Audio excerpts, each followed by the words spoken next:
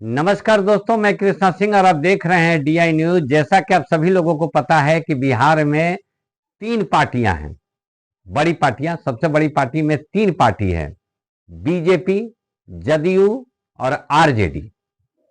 समस्या यहां यह है कि जो भी बिहार की जनता है उनके पास कोई दूसरा और विकल्प नहीं है। हालांकि बिहार में आरजेडी का भी राज रहा, बीजेपी का भी राज रहा और जदयू का भी राज रहा।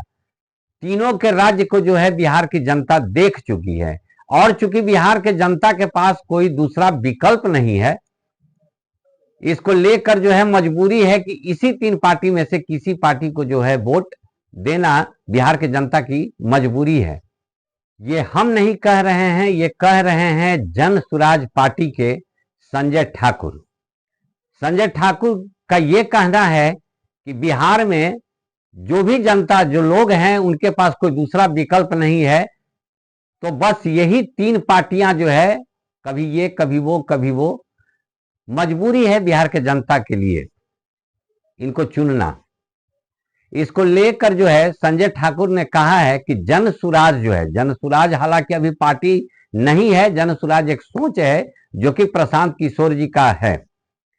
तो प्रशांत किशोर जी का एक सोच है कि वैसे लोगों को बिहार में, जो लोग सही में समाज के लिए कुछ करना चाहते हैं, उनको जो है चुनकर चुनाव में खड़ा किया जाए और जन सुराज को एक पार्टी का रूप दिया जाए।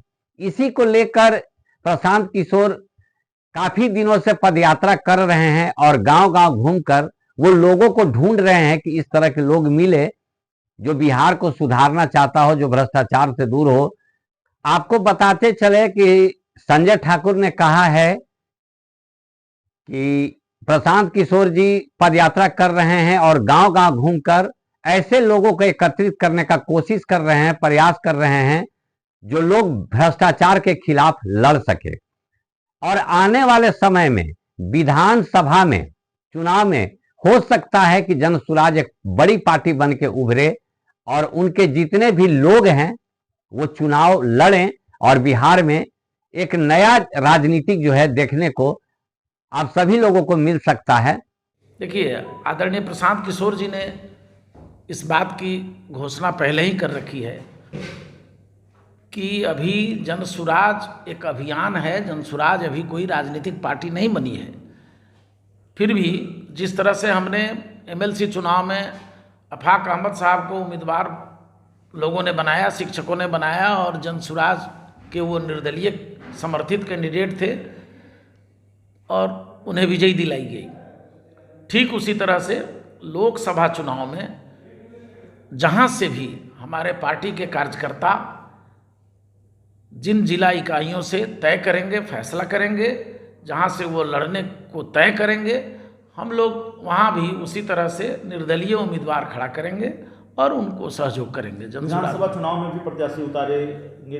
विधानसभा चुनाव के पहले जन सुराज एक राजनीतिक पार्टी के रूप में तब्दील हो जाएगी और निश्चित रूप से, चूँकि हमारी लड़ाई, हमारी समझ और हमारा अभियान बिहार को बदलने के लिए है।